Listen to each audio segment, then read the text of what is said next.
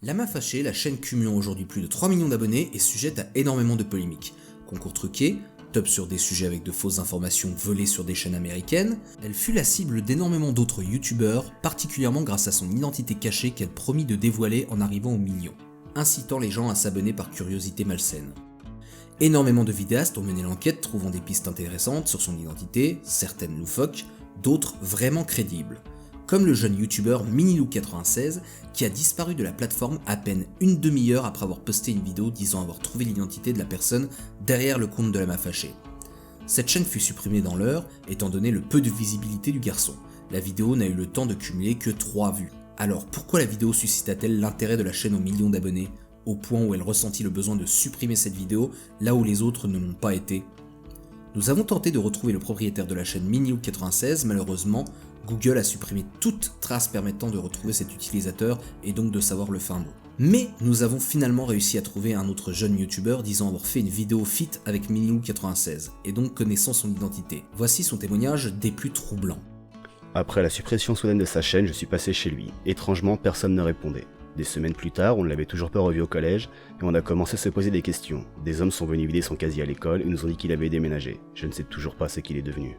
Alors qui est Lama Fâché, au point de provoquer une disparition suspecte d'un garçon de 12 ans pour avoir vraisemblablement découvert son identité? En poussant les recherches, nous avons découvert que le jour de la suppression de la chaîne de Minilou96, Lama Fâché a supprimé 2 de ses vidéos également. Y avait-il de gros indices sur son identité dans ces vidéos? Nous avons réussi à trouver ces 2 fameuses vidéos qui ont été mises en ligne sur le dark web via une communauté complotiste, et ce que nous avons découvert est édifiant. Dans ces vidéos, nous avons constaté qu'à certains moments, on entend de manière très légère en fond des voix qui ont dû être oubliées d'être supprimées au montage.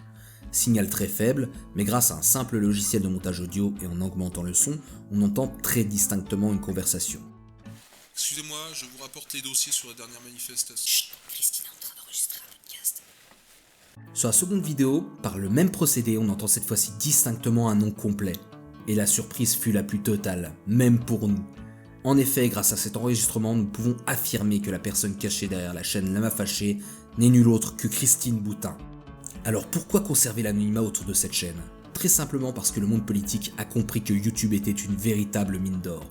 Et si tous les gains d'une chaîne aux millions d'abonnés vont directement à l'État, on se rend compte sur un an que cela peut combler petit à petit le trou de la sécu. En poussant nos recherches, on se rend compte qu'au même moment plusieurs chaînes politiques ont émergé, ainsi qu'énormément de chaînes sous anonymat qui appartiennent vraisemblablement à des partis politiques cachés sous des chaînes de top.